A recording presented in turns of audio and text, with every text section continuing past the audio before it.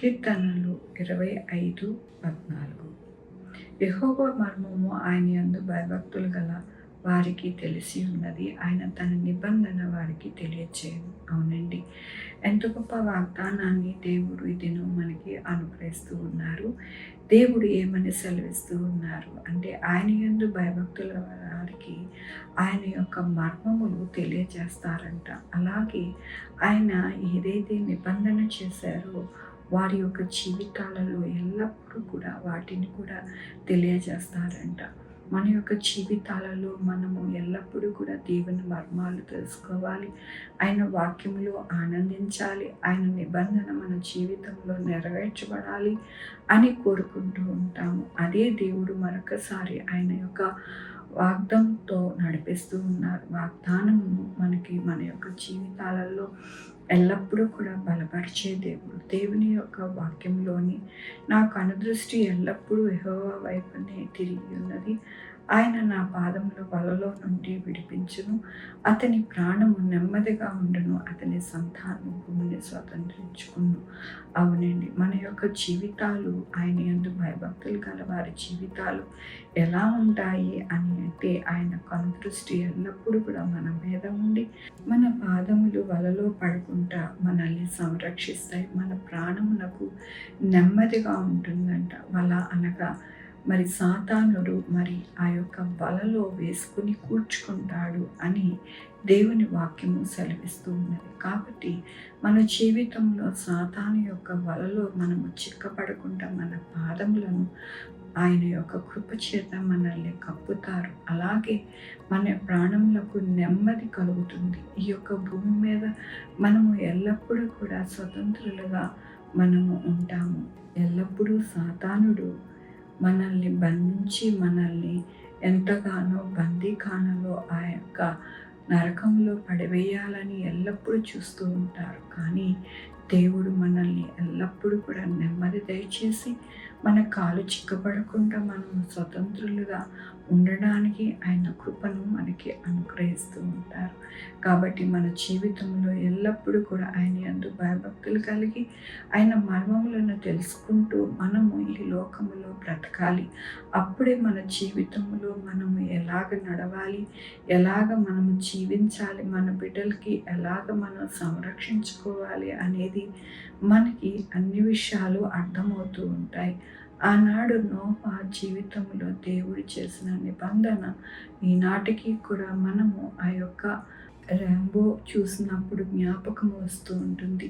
మరి అలాగే మన జీవితాలలో ప్రతి సంవత్సరం కూడా ఆయన ఇచ్చిన వాగ్దానములు, ఆయన కృపను మనము ఎల్లప్పుడూ కూడా మరవక ఆయన యొక్క కృపతో మనము జీవించాలి. అప్పుడు మన జీవితాలు ఎల్లప్పుడూ కూడా సుఖముగా సంతోషముగా వెళ్ళబుచ్చుతామని దేవుడు సెలవిస్తూ ఉన్నారు. మనమే కాకుండా మన యొక్క బిడ్డలు కూడా ఎల్లప్పుడూ కూడా మంచిగా అంటే వారి యొక్క జీవితంలో చదువులు, ఉద్యోగములు, సంతోషము, సమాధానములతో వారు జీవిస్తారని దేవుడు సెలవిస్తూ ఉన్నారు. కాబట్టి మనం ఎల్లప్పుడూ కూడా ఆయన యందు భయభక్తులు కలిగి ఆయన మర్మములను తెలుసుకుంటూ ఆయన వాక్యము మనము నెమరు వేసుకుంటూ ఆయన పాదాలు పట్టుకొని ప్రార్థిస్తూ మన జీవితాలని నడిపించుకుంటే కనుక మనకి నెమ్మదైన జీవితము దేవుడు అనుగ్రహిస్తారు. ఆయన ఇచ్చే నిబంధనని మనము అనుభవిస్తాము.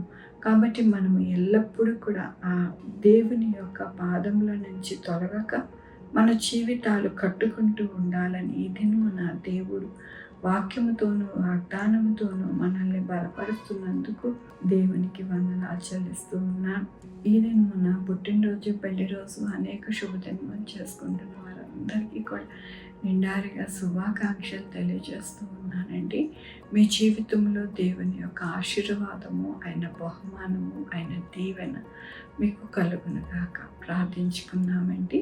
యెహోవా దేవా, నా తండ్రి, నా ప్రభువా, మీ కృపా కనికరిస్తాను బట్టి మీకు వందనాలు నాయన. నా ప్రభువా, మాకు నెమ్మది కలగజేసి మీ మర్మములను తెలియజేసి మా జీవితాలలో నాయన ఆ యొక్క దుష్టుడి వలలో పడకుండా మా యొక్క జీవితాలలో నాయన మీ నిబంధన నాయన మాకు అనుగ్రహిస్తానన్నారు. మీకు వందనాలు చెల్లిస్తూ ఉన్నాను. అలాగే ప్రభు నాయన దినము నా పుట్టినరోజు, పెళ్లి రోజు అనేక శుభదినములు చేసుకుంటున్న వారందరూ అందరినీ దీవించండి, ఆశీర్వదించండి. మీ యొక్క కృపలో భద్రపరచండి. ప్రతి అవసరం నాయన ప్రతి ఒక్కరికి నాయన అనుగ్రహించి మీ బహుమానం సహాయం చేయండి.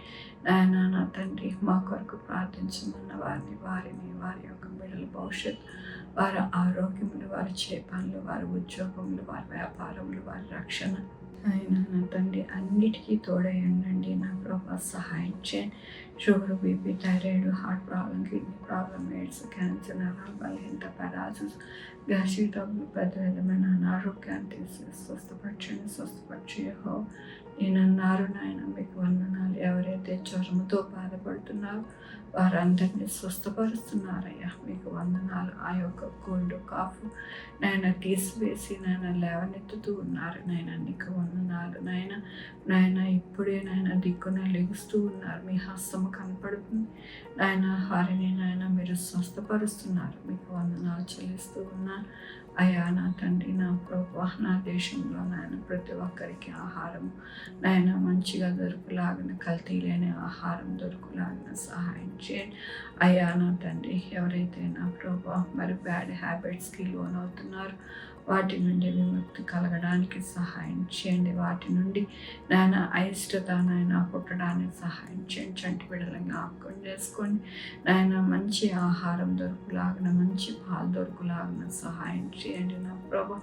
ఎక్కడా కూడా నాయన ఎవరికి కూడా దుర్ఘటనలు జరగకుండా మీ కంచి వేసి భద్రపరచండి నా ప్రభా.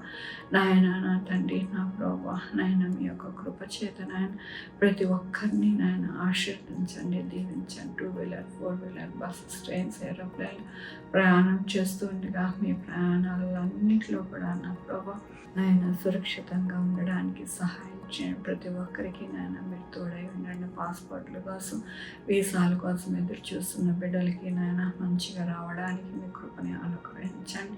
మంచిగా నాయన వారి యొక్క చదువులు, ఉద్యోగములు ఉండడానికి మీ కృపని అనుగ్రహించండి. వివాహాల కోసం ఎదురు చూస్తున్న వారికి వివాహాలు జరగడానికి సహాయం చేయండి. బిడ్డలు లేని వారి బిడ్డలు దయచేయండి. బిడ్డలకి సుఖమైన కాన్పు దయచేసి తల్లి బిడ్డ క్షేమం ఉండాలని సహాయం చేయండి. ప్రతి ఒక్కరికి మీ యొక్క కృప చేత నడిపించమని కోరుకుంటూ ప్రతి ఒక్కరిని మీ పాదాల దగ్గర పెడుతూ నా ప్రభు, నా రక్షణ యేసుక్రీస్తు పరిశుద్ధమైన నామమున అడిగి వేడుకుంటున్నా తండ్రి, ఆమె. తండ్రి, కుమార, పరిశుద్ధాత్మ సదాకాలం మనందరికీ తోడై ఉండును గాక. ఆమె. God bless you.